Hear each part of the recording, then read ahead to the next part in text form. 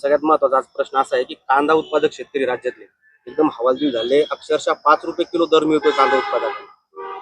याला पर्याय मी पहिल्यापासून सांगतो, एकजूटच पर्याय आहे याला. तुम्ही असं कितीही पोटतिडकीनं सांगितलं, तुम्ही कितीही मायेनं या सरकारला सांगितलं तरी ते कधी आपल्या डोळ्याचे अश्रू नाही पुसणार. तुम्हाला आंदोलनाच्या पवित्र्यात यावं लागेल, पण कट्टरतेने यावं लागणार आहे. तुम्हाला कुठल्या सरकारची किंवा कुठल्या राजकीय पक्षाच्या नेत्याची माया दया करून चालणार नाही, तरच न्यायपत्रात मिळू शकतो.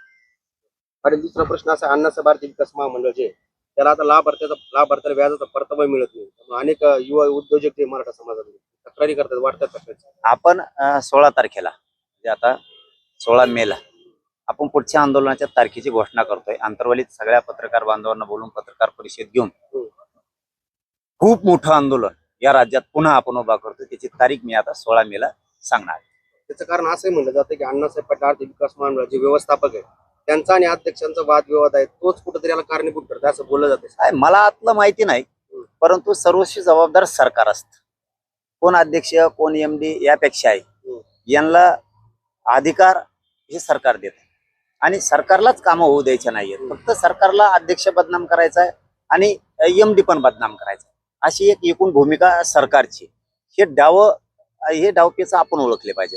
अध्यक्षांनी महामंडळाच्या आणि चेअरमनने सुद्धा हे बदनाम करायचे, पण वाटोळं कोणच होतंय, भरडतोय कोणतं? मराठा समाज. हे लक्षात ठेवा.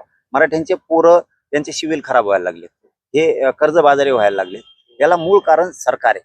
म्हणून सारथीपासून तर अण्णासाहेब पाटील विकास महामंडळापर्यंत आणि तिथपासून ते हैदराबादचा JR निघालाय, ते कुणबी प्रमाणपत्र वाटप करण्यापर्यंत त्यांनी अंमलबजावणी केली, ठीक आहे. पण कुणबी प्रमाणपत्र वाटप होत नाहीत.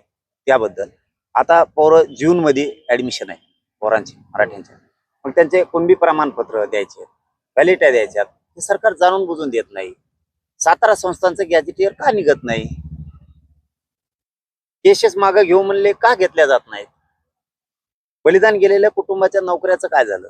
MIDC देऊ बोलले ना तुम्ही, तो JR निघाला नाहीये, विद्युतचा JR निघाला नाही. कित्येक तरी बलिदान गेलेल्या कुटुंबाचं आणखीन त्यांना निधी पण मिळाला नाहीये. म्हणजे तुम्ही मेलेल्या बांधवांचं सुद्धा आमच्या राजकारण करायला लागलात. याला मुख्यमंत्री म्हणलं जातं का? याला मुख्यमंत्री म्हणणार का तुम्ही? म्हणूनच या सगळ्या विषयावर फायनल तुकडा एक घाव घालायचं ठरवलंय आणि या राज्यात खूप मोठं आंदोलन उभा राहणार आहे. त्याची तारीख आता आम्ही 16 मेला आंतरवलीत पत्रकार परिषद घेऊन तारीख फायनल करणार आहे.